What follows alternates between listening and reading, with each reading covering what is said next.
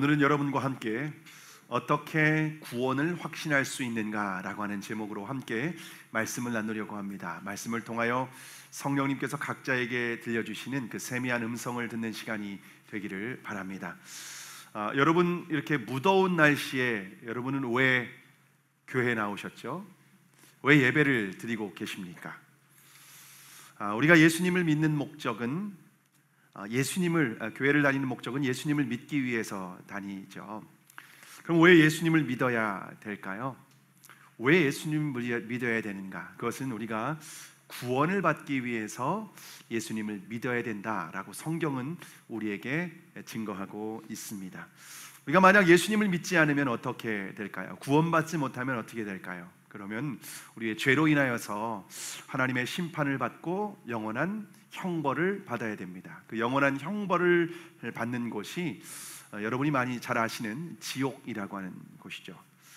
그러나 예수님을 믿고 구원을 받게 되면은 하나님의 심판에서 우리가 형벌을 받는 것이 아니라 오히려 상급을 받게 되고 영원한 천국에서 하나님과 함께 왕노릇을 하며 살게 된다라고 하는 것이 성경에서 우리에게 가르쳐주고 있는 복음입니다. 물론 우리가 예수님을 믿고 천국 가는 것, 그것이 다가 아니죠. 하나님의 형상이신 예수 그리스도를 온전히 닮는 것, 구원받은 사람들은 그 예수 그리스도를 닮아가는 것, 그것이 우리가 구원받은 사람들이 또한 닮아가고 이루어야 될 하나님께서 우리에게 주신 숙제인 줄을 믿습니다. 자, 그러면 여러분은 구원을 받았습니까? 내가 구원을 받았는지 어떻게 확인할 수 있을까요? 내가 구원받은 거다라고 생각하면 구원받은 것일까요?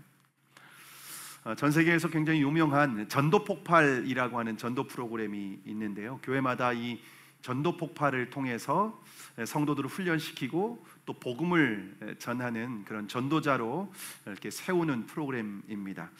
전도 폭발에서 우리의 구원을 확인하기 위해서 두 가지 진단 질문을 합니다. 이 두 가지 진단 질문을 하면은 이 사람이 구원의 확신이 있는지 없는지를 어느 정도 점검할 수 있다고 생각하는 겁니다. 그래서 제가 이 질문을 한번 던져볼 텐데 여러분 스스로가 한번 대답을 해 보실 수 있기를 바랍니다. 첫 번째 질문은 만일 당신이 오늘 이 세상을 떠나신다면 천국에 들어갈 것을 확신하십니까? 우리가 죽음 이후에 모든 것이 다 끝나는 것이 아니라 천국과 지옥이 있는데 내가 죽음 이후에 천국 갈까 지옥 갈까, 나는 천국을 갈 것을 확신하고 있는가? 이 질문입니다. 아마 네라고 아주 확신 있게 대답하는 분도 있고 머뭇거리는 분도 아마 있을 겁니다. 자, 그러면 두 번째 질문입니다. 네라고 대답한 사람에게 두 번째 질문을 던지는데요. 두 번째 질문은 만일 오늘 밤 이 세상을 떠나 천국 문에 이르렀을 때 하나님께서 당신에게 내가 너를 나의 천국에 들어오게 해야 할 이유가 무엇인지 물어보신다면 어떻게 대답하시겠습니까? 천국 문에서 하나님이 내가 너를 천국에 들어보내야 할 이유가 뭐냐라고 물어본다면 뭐라고 대답하시겠습니까? 어떤 사람은 내가 착하게 살았잖아요. 내가 다른 사람에게 악한 일을 하지 않고 돕고 다른 사람들을 베푸는 삶을 살았기 때문에 천국 가야 됩니다. 혹은 나는 어렸을 때부터 교회를 다녔잖아요. 그리고 교회에서 직분도 받았어요. 집사, 권사, 장로, 심지어 목사 이런 직분을 받았기 때문에 저는 천국 가야 됩니다. 만약 그렇게 그 구원의 근거를 그렇게 대답한다면은 이 사람은 구원받지 못한 사람이라고 생각을 합니다.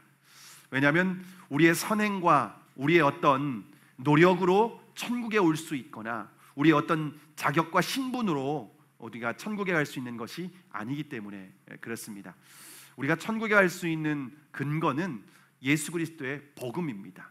예수님께서 나의 죄를 위하여서 십자가에 죽으시고 다시 부활하심은 그 예수 그리스도를 나의 주님으로 영접한 사람들, 믿는 사람들이 죄 사함 받고 그 죄 사함 받은 사람들이 예수님의 은혜로, 예수님의 의로 천국에 갈 수 있다라고 하는 것입니다.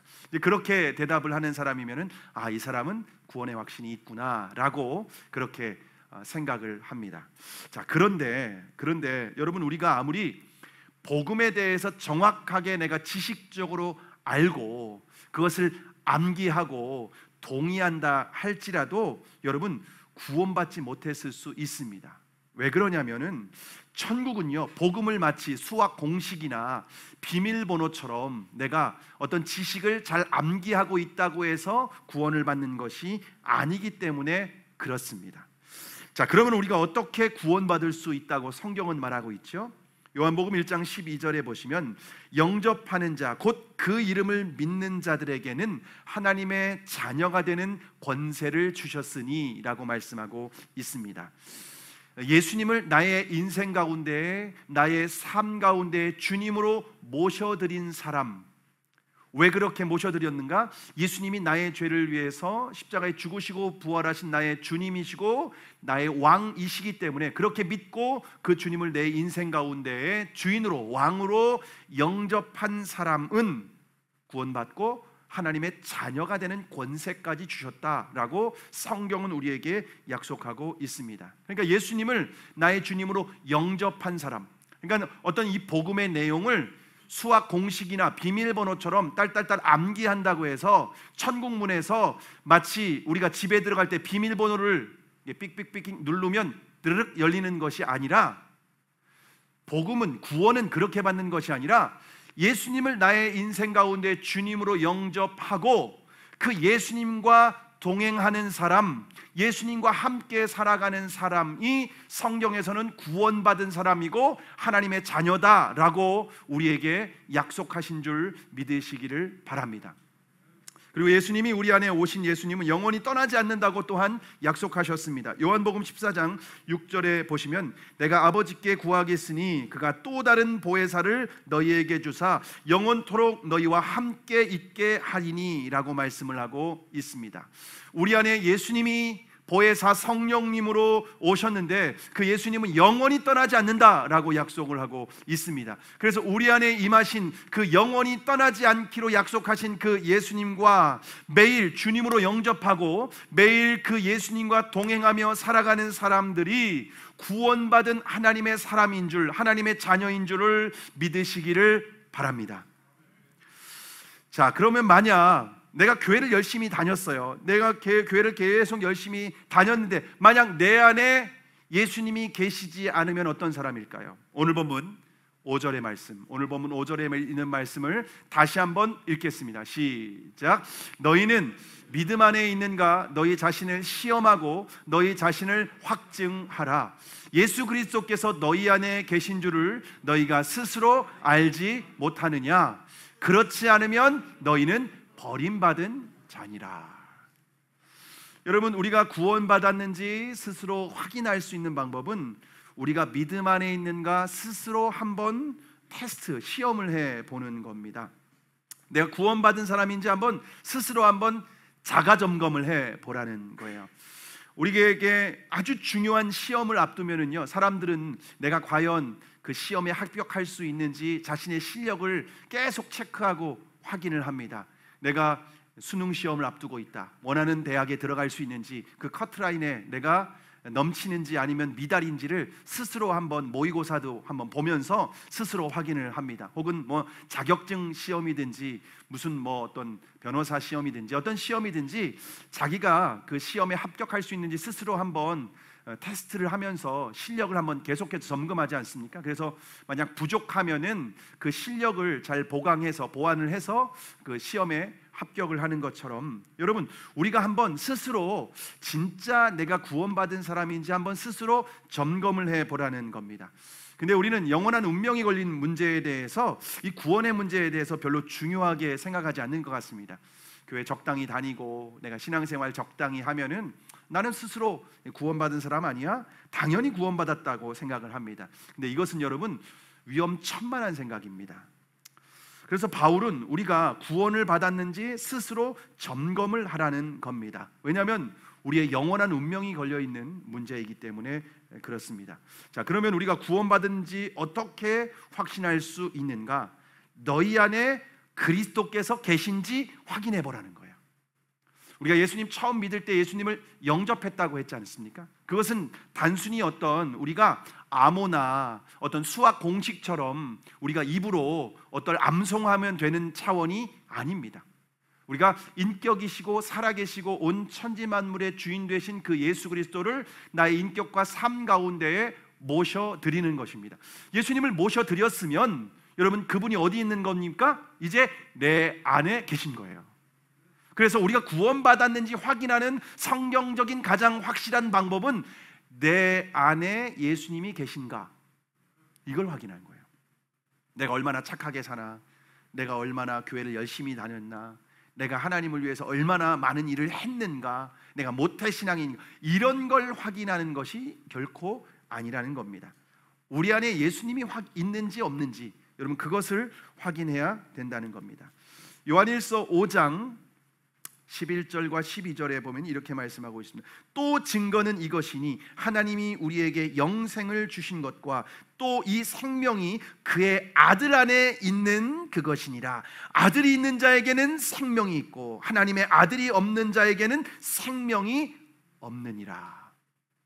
그러니까 우리가 구원받았는지 확신할 수 있는 근거는 예수 그리스도의 복음의 근거에서 정말 예수님이 내 안에 계신가, 계시지 않는가, 그냥 사형리나 복음 증거를 통해서 영접 기도를 따라했다, 여러분, 그것이 아니라 진짜 예수님이 내 안에 계신가, 이게 바로 구원의 확신의 아주 가장 제일 중요한 근거라는 겁니다. 만약 내가 교회도 열심히 다녔고 그리고 직분도 받았고 모태신앙인이고 열심히 나름대로 착하게 살았다고 하는데 내 안에 예수 그리스도가 없다라면요, 그러면 그 사람은 버림받은 사람이다. 이 오늘 본문에서 그렇게 말씀하고 있습니다. 여러분, 그렇다면 여러분 안에는 예수님이 계십니까? 굉장히 중요한 문제입니다. 내 안에 예수님 진짜 계신가? 그 예수님이 영생이신데, 예수님이 있는 사람은 영생이 있는 사람이고 생명이 있는 사람이고, 예수님이 없는 사람은 영생이 없는 사람, 생명이 없는 사람이다 라고 우리에게 말씀하고 있는데, 진짜 내 안에 예수님이 계신가? 나 예수님 영접 기도는 따라 했는데 그냥 내가 따라한 거지 진짜 예수님을 내 삶의 주님으로 영접했나? 이것을 한번 확인해 봐야 된다는 겁니다. 자, 그렇다면 우리 안에 예수님께서 계신 증거는 무엇일까요? 예수님이 계시면 증거가 있어야 하잖아요. 증거가 분명해야 됩니다.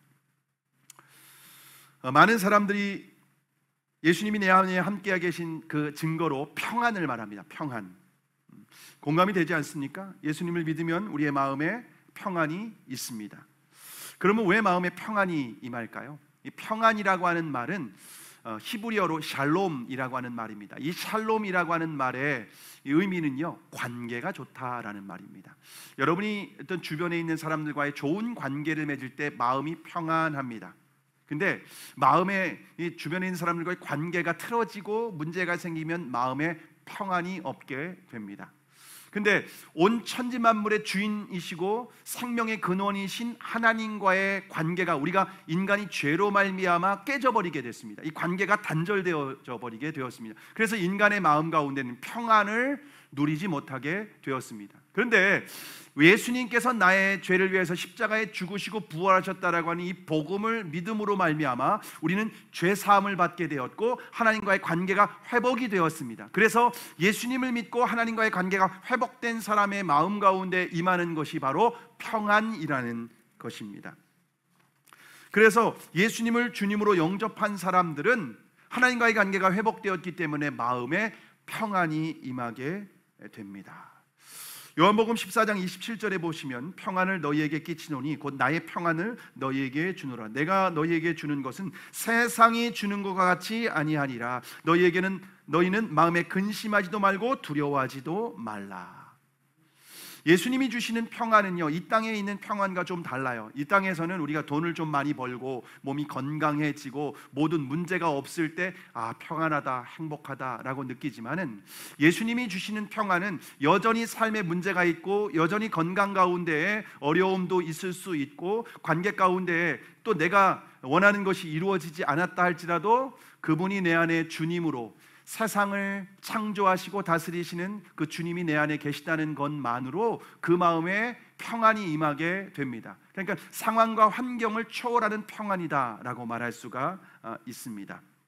자, 그런데 문제는 뭐냐면, 우리가 예수님을 믿으면 마음에 평안이 있지만 이 평안이 죄를 지을 때, 우리가 사단의 유혹으로 죄를 짓게 되면 마음의 평안을 깨져버리고 잃어버리게 됩니다. 죄를 짓게 되면은 마음의 평안을 잃어버리는 경우들을 우리가 많이 경험하게 됩니다. 그래서 예수님께서 내 안에 계시다라고 하는 것을 우리가 평안만으로는 확신할 수는 없다는 겁니다. 자, 그러면 예수님께서 내 안에 계시다는 것을 우리가 어떻게 확증할 수 있을까요? 먼저 분명히 알아야 될 것은, 예수님께서 내 안에 계시다라고 하는 것을 체험으로만 확인하려면 안 된다라고 하는 겁니다. 왜냐하면 체험은 우리에게 확신을 줄 수도 있지만, 체험이 만약에 없으면 우리의 확신이 흔들릴 수 있기 때문에 그렇습니다. 저는 지금까지 영적인 많은 체험을 했습니다. 제가 모태신앙으로 태어나서 하나님에 대한 확신이 없었지만은 고등학교 때 허리가 너무 아파가지고서 21일 특별 새벽 기도회를 참석했는데, 그 마지막 날 목사님이 안수 기도를 해줬는데 고등학교 때 허리가 치유되는 경험을 그때 했습니다. 이처럼 육신이 치유되는 경험을 했고요. 또 기도를 했을 때 기도 응답을 또 받은 경험들도 많이 있습니다. 정말 수많은 기도 응답을 받았습니다. 특별히 또 하나님께서 저에게 환상을 보여주시고 또 어떤 하나님의 신비한 음성을 들려주시기도 했습니다. 그래서 제가 주님의 부르심을 받고 신학을 공부하고 또 교회를 개척하기도 했습니다. 근데 문제는 뭐냐면, 여러분, 이런 체험이 항상 있는 것은 아닙니다. 그래서 우리의 신앙을 체험에 근거를 두게 되면은, 체험이 있을 때는 굉장히 확신이 있어요. 나는 구원받았어, 하나님의 자녀야, 나는 영생을 얻었어. 그런데 체험이 내 안에 없으면은, 내 삶의 기도 응답이 뜸하거나 그러면은 어떻게 되냐면은, 하나님 나 버리셨나 봐, 나 구원 안 받았나 봐, 이렇게 좌절하고 절망하게 됩니다. 실제로 제가 시골 교회에 아는 어떤 그 분이 부흥회 때 은혜를 받고 입신을 해서 천국을 보고 왔어요. 그분이 예배를 끝났는데 깨어나질 않는 거예요. 근데 강사 목사님이 지금 천국을 보고 있다고. 실제로 그 다음날 천국 본 곳에 막 간증을 하는 거예요. 야, 대단하다, 천국 보고 오면 얼마나 좋을까, 천국 보고 오면은 다 믿음이 좋아질 거야 라고 생각했는데, 그분이 몇 년 후에 저희 어머니께 물어봤는데 교회를 안 나온다는 거예요. 교회를 안 나온다는 거예요. 여러분, 엄청난 체험을 했어요. 천국을 봤어요. 다 예수님 믿을 것 같아요. 근데 항상 천국 보고 다니는 건 아니거든요. 결국 믿음을 떠나버리는 것도 볼 수 있게 되었습니다. 그러므로 우리가 영적인 체험이 아니라 영원히 변하지 않는 하나님의 말씀에 근거할 때에 우리의 믿음의 뿌리가 흔들리지 않게 되는 줄을 믿으시기를 바랍니다. 그래서 우리가 구원의 확신을 말씀의 근거에서 우리가 확신을 가져야 되는 줄로 믿습니다. 예수님이 내 안에 계신지 아닌지를 우리가 하나님의 말씀의 근거에서 오늘 여러분이 확실하게 점검하고 확신을 가질 수 있기를 바랍니다. 자, 그러면 예수님께서 내 안에 계신 성경적 근거는 무엇일까요? 첫째로, 성령님께서 함께 하시면 예수님을 주님으로 고백합니다. 오늘 본문 아니고요, 고린도전서 12장 3절의 말씀, 12장 3절의 말씀을 함께 읽겠습니다. 시작. 그러므로 내가 너희에게 알리노니 하나님의 영으로 말하는 자는 누구든지 예수를 저주할 자라 하지 아니하고, 또 성령으로 아니하고는 누구든지 예수를 주시라 할 수 없느니라. 자, 우리가 예수님을 누구라고 부르는지, 예수님을 주님이라 부르는 것이 우리는 너무나도 익숙합니다. 그런데 예수님을 주님으로 고백한다는 것은요, 놀라운 일입니다. 예수님을 주님으로 고백하는 것은 우리의 결단이나 노력으로 할 수 있는 것이 아닙니다. 왜냐하면 누구든지 성령이 아니면 예수님을 주님이라 시인할 수 없다라고 성경은 우리에게 말씀하고 있습니다.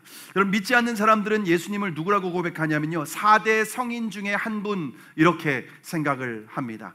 착하신 분, 우리에게 선한 가르침을 보여주신 분, 그렇게 생각을 하죠. 결코 예수님을 하나님의 아들이시다, 주님이시다라고 고백하지 않습니다. 여러분, 예수님을 주님이시다라고 고백할 수 있는 것은 성령님께서, 예수님께서 내 안에 함께 하신 증거인 줄을 믿으시기를 바랍니다. 여러분, 성령님은요, 하나님의 영, 그리스도의 영, 예수의 영, 양자의 영, 살리는 영이라고 했습니다.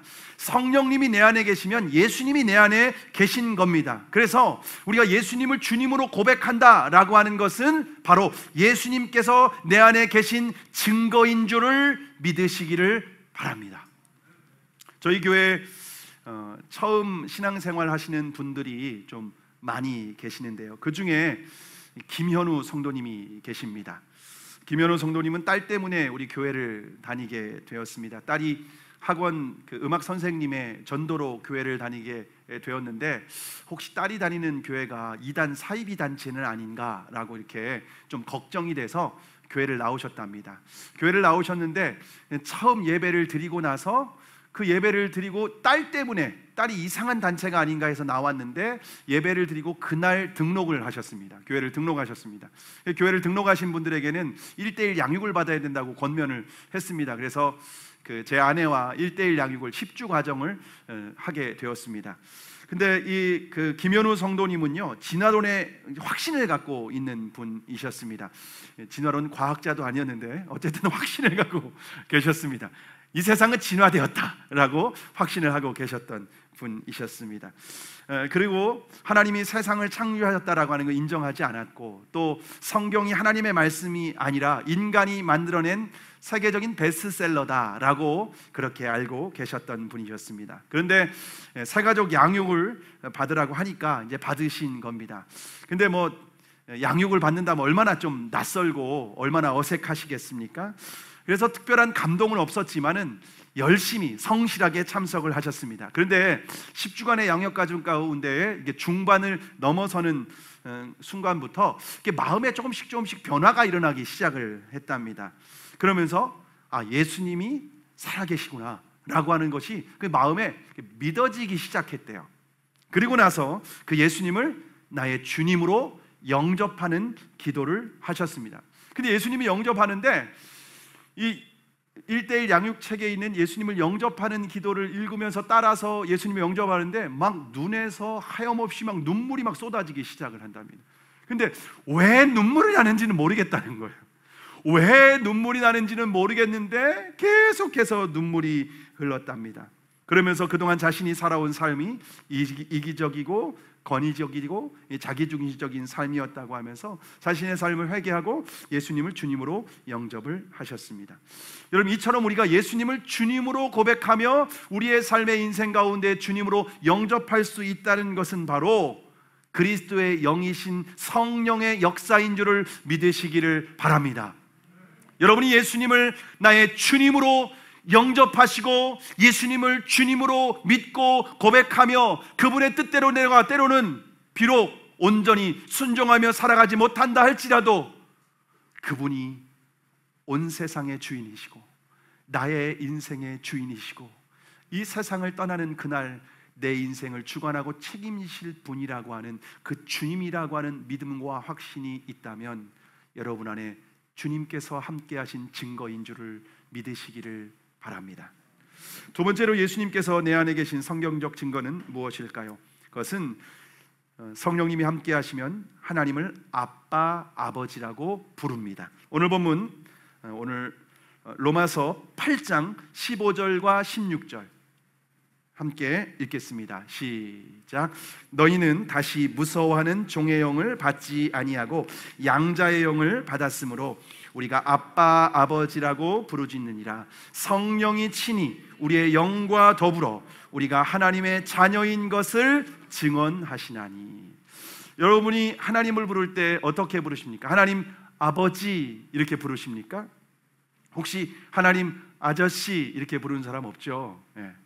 여러분, 우리가 하나님 아버지라고 부를 수 있는 것은요, 이것은 우리는 너무나도 자연스러울 수 있지만 그것이 바로 성령님께서 임재하시고 함께 하시는 증거다. 성령이 친히 우리의 영과 더불어 우리에게 하나님이 아버지라고 하는 것을 우리에게 증언하고 가르쳐 주시고 깨닫고 감동을 주시기 때문에 우리가 하나님을 아빠, 아버지라고 부를 수 있다라고 하는 것입니다. 그런데 그리스도의 영이 없는 사람들은 하나님을 절대로 아버지라고 부르지 않아요. 너무 어색해요. 아니, 내 아버지가 따로 있는데 무슨 하나님이 아버지야, 말도 안 돼, 이렇게 생각을 한다는 거죠. 왜냐하면 양자의 영이 아니라 무서워하는 종의 영을 받았기 때문에 그렇습니다. 이 종의 영이라고 하는 것은요, 어둠의 영입니다. 세상의 영입니다. 여러분, 이 종의 영을, 세상의 영을 받은 사람들의 특징은요, 하나님을 아빠, 아버지라고 부를 수도 없고 하나님을 두려워해요. 하나님의 심판이 두려운 거예요. 부들부들 떨어요. 그럼 거라사 광인에게 군대 귀신이 들어갔어요. 군대 귀신이 들어갔는데 그 군대 귀신 들린 거라사 광인이 예수님께서 배에서 내려서 그 마을에 도착했을 때 쫓아와서 그 앞에 무릎을 꿇습니다. 그리고 하나님의 아들이여 나를 떠나소서 라고 합니다. 두려워서 떠나달라고 하는 거예요. 왜냐하면 예수 그리스도께서 이 세상의 마지막 날에 심판하실 주인이시기 때문이라는 것을 알고 있기 때문에 그렇게 한 겁니다. 너무나도 두려워하는 겁니다. 여러분, 이렇게 어둠의 영, 악한 영에 사로잡혀 있는 사람들은요, 하나님이 두려워요. 그러나 성령의 임재 가운데에 있고 예수님을 믿음으로 하나님을 아빠, 아버지라고 부르는 사람들은요, 하나님을 두려워하지 않고요, 하나님을 아빠, 아버지라고 부를 뿐만 아니라 사랑하게 되는 줄 믿으시기를 바랍니다. 그리고 특별히 하나님을 아빠라고 부른다는 거예요. 여러분, 아빠는 어떤 관계일 때 그렇게 부를 수 있는 호칭이죠? 친밀한 관계. 친밀한 관계일 때. 저는 지금도 저희 아버지를 부를 때 아빠라고 부를 때가 많이 있습니다. 나이가 50이 다 됐는데 아빠라고 부르는 이유는 뭐냐면요, 아버지와 친밀한 관계에 있기 때문에 아빠, 아버지라고 부르는 것 아니겠습니까? 여러분, 기도할 때 하나님을 어떻게 부르십니까? 하나님 아저씨 이렇게 부르시나요? 아니면 하나님 아버지라고 부르십니까? 하나님 아버지라고 하는 이 호칭이 자연스럽다면 여러분에게는 양자의 영이신 성령님께서 함께 하시기 때문에 하나님을 아빠, 아버지라고 친밀하게 부를 수 있게 된 줄을 믿으시기를 바랍니다. 어느 목사님이 이제 대학을 다니다가 군대를 가게 되었는데 군 생활이 좀 너무 무의미하게 느껴진 거예요. 그래서 시간 낭비다라고 생각해서 군 생활을 어떻게 하면 조금 의미 있게 보낼 수 있을까 고민을 하다가 좀 기도라도 좀 많이 했으면 좋겠다, 군 생활하는 동안. 근데 기도를 좀 자유롭게 좀 많이 할 수 있는 시간이 언제인가라고 생각을 했는데 다른 사람들에게 터치가 안 되는 새벽 시간이라고 생각한 거예요. 그래서 중대장과 이렇게 좀 면담을 할 때 뭐라고 말했냐면은, 제가 새벽 2시부터 4시까지 고정적으로 불침번을 서겠습니다 라고 얘기를 한 겁니다. 그렇게 하니까 여러분, 그 시간에는요, 다른 사람들이 다 싫어하는 시간인데 자원에서 그 시간에 그렇게 선다고 하니까 그렇게 하라고 그렇게 허락을 해 준 겁니다. 그래서 그 목사님이 새벽 2시부터 4시까지 이제 보초를 서게 된 겁니다. 보초를 서게 된 지 얼마 되지 않았는데 3박 4일 포상휴가를 받은 거예요, 이 목사님이. 그래서 기도 열심히 하니까 포상휴가도 주나 보다, 하나님 너무너무 아버지 하나님 감사하다고 그렇게 하고 포상휴가를 다녀왔답니다. 근데 포상휴가를 다녀왔는데 중대장이 부르더니 아버지 별일 없으시냐 우리 물으셨답니다. 그래서 왜 그러냐고, 그러니까는 아버지 괜찮다고, 아버지 괜찮은데 왜 그러냐고, 진짜 괜찮냐고, 진짜 괜찮다고, 왜 그러냐고 하니까는 중대장이 새벽 2시부터 4시까지 불침번을 산다고, 보초를 산다고 하니까 좀 이상하게 생각해가지고서 옆에 조용히 가서 봤답니다. 그런데 그 목사님이 고개를 푹 숙이고 막 아버지 하면서 계속 부르면서 울더라는 거예요. 그래서 이거 분명히 아버지한테 무슨 몸에 이상이 생겼던가, 사업이 망했던가, 큰 일이 생겼다, 이대로 그냥 놔뒀다가 큰 사고를 칠 것 같다, 그래서 포상휴가를 보내줬다는 거예요. 그래서 그 목사님이 제가 부르는 아버지는 그 다른 아버지라고 다른 아버지라고 하나님 아버지라고 그렇게 나중에 해명을 하게 되었다는 말을 들었습니다.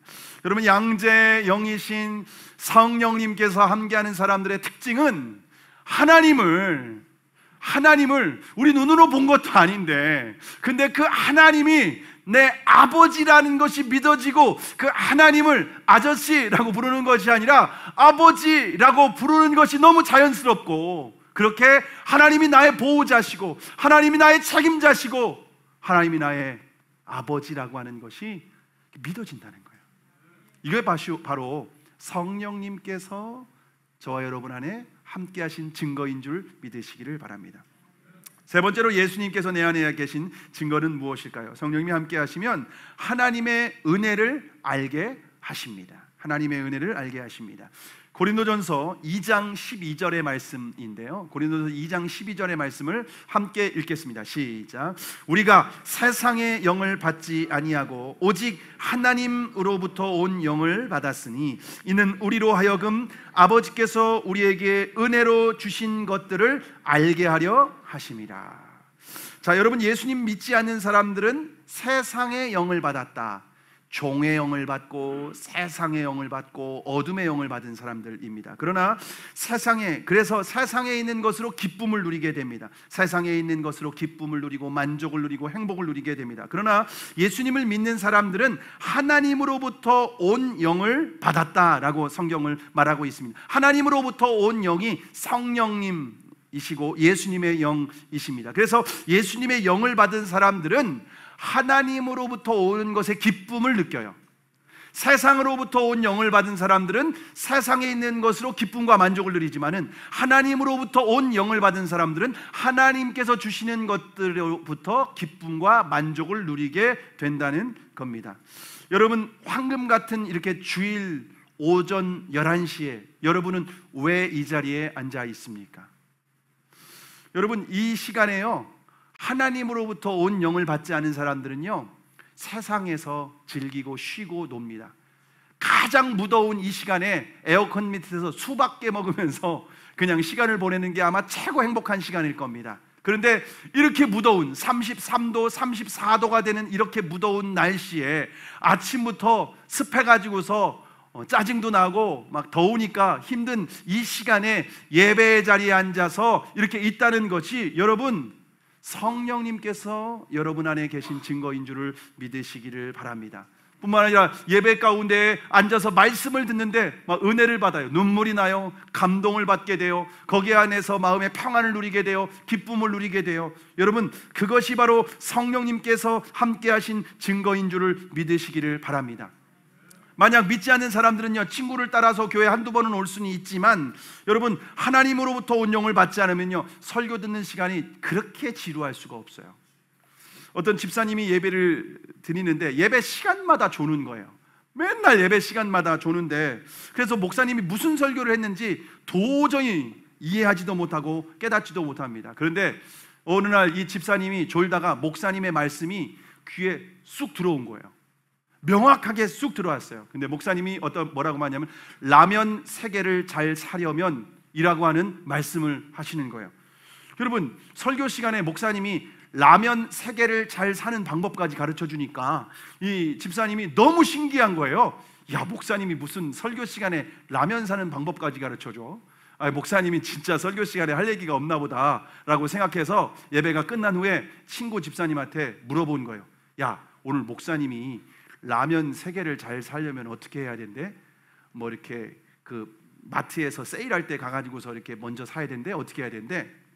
그러니까 친구가 이렇게 등을 탁 내려치면서, 야, 너 또 졸았지? 야, 목사님이 무슨 라면 3개를 잘 사는 방법을 가르쳐줬어. 남은 생애를 잘 살려면 어떻게 해야 되는지 말씀하신 거지. 야, 넌 맨날 조니까 그렇게 딴소리만 하는 거야. 여러분, 설교 시간에 졸면 이렇게 딴소리를 하는 겁니다. 예. 여러분, 그런데 그게 다른 사람이 아니라 제가 그런 사람이었습니다. 어렸을 때부터 모태신앙으로 교회를 그렇게 열심히 다녔는데, 여러분, 제가 어렸을 때부터 수많은 설교를 들었지 않았겠습니까? 주일이면 교회를 가야 되니까. 그런데 기억에 남는 설교가 하나도 없는 거예요. 하나도 기억 남는 설교가 없는 거예요. 내 머릿속에 도화지, 아주 백지가 돼버린 거예요. 하나도 남는 게 없었습니다. 그런데 성령이 내 안에 임하시고 내 영이 거듭나게 된 이후에는요, 설교 시간이 너무 은혜로운 거예요. 말씀 듣는 시간이 내 마음에 생명의 능력이 주어지는 그런 시간처럼 깨달아지고 너무나도 행복하고 은혜로운 시간이 되었습니다. 여러분, 말씀을 들을 때 성령님이 함께 하시면 그 말씀을 통하여 은혜를 받게 되고 하나님께서 내 안에 주시는 감동과 깨달음이 있게 되는 줄을 믿으시기를 바랍니다. 성령님이 함께 하시는 사람들은요, 찬양을 할 때에도 은혜와 감동이 있습니다. 찬양의 가사가 마음에 와닿아요.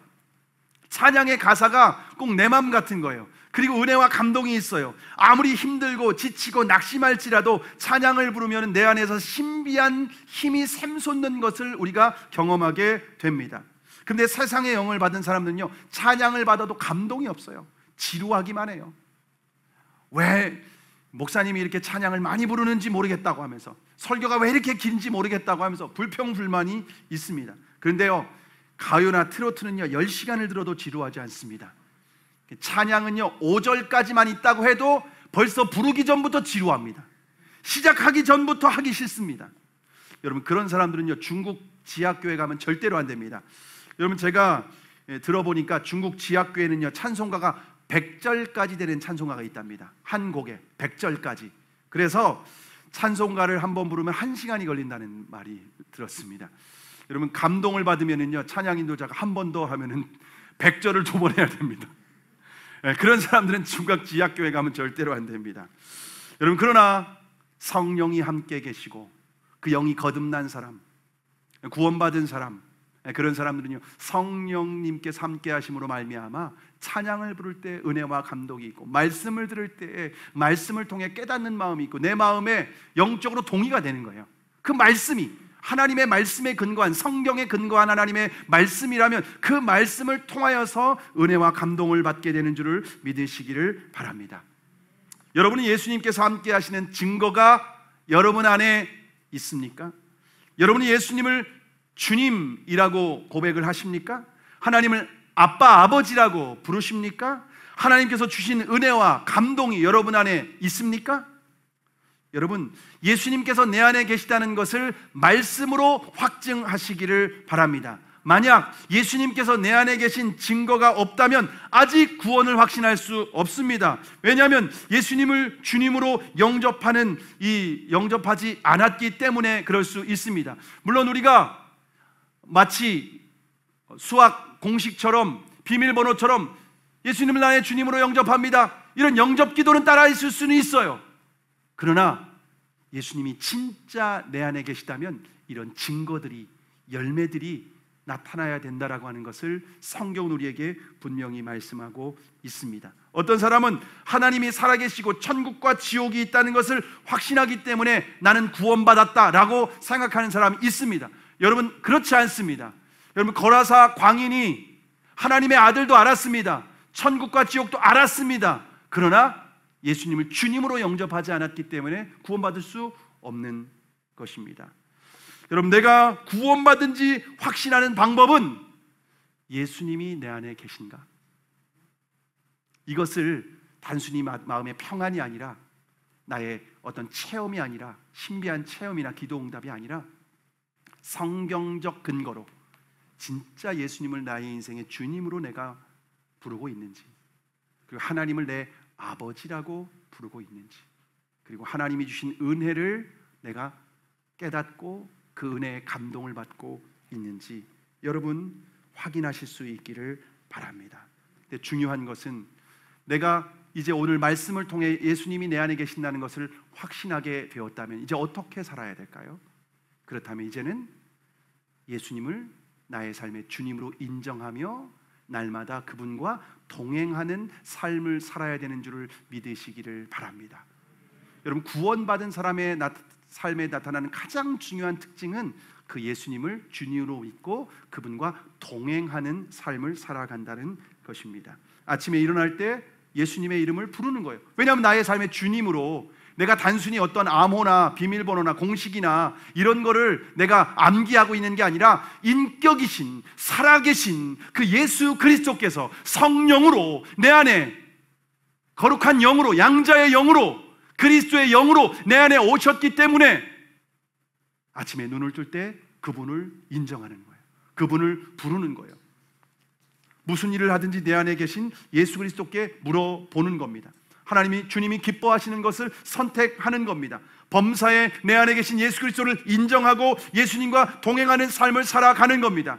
그러면 그분이 길을 보여주십니다. 그분이 지혜를 주십니다. 그분이 함께 하십니다. 죄의 욕을 이기게 하십니다. 낙심하고 쓰러졌을 때 다시 일어설 수 있는 용기를 허락해 주십니다. 세상에 있는 사람들이 갖고 있는 것을 내가 갖지 못한다고 할지라도 주님이 내 안에 함께 하시면 나는 영생을 얻은 사람이고 하나님의 자녀이고 나는 천국 백성이고, 세상 사람들이 원하는 그것, 세상 사람들이 가지고 있는 그 기준을 내가 도달하지 못한다 할지라도 나는 하나님의 자녀이기 때문에 이미 모든 것을 얻은 사람이고 생명이 있는 사람이고 하나님이 사랑받는 사람이고, 그런 사람이 이 땅에서 가장 행복하고 복된 사람인 줄을 믿으시기를 바랍니다.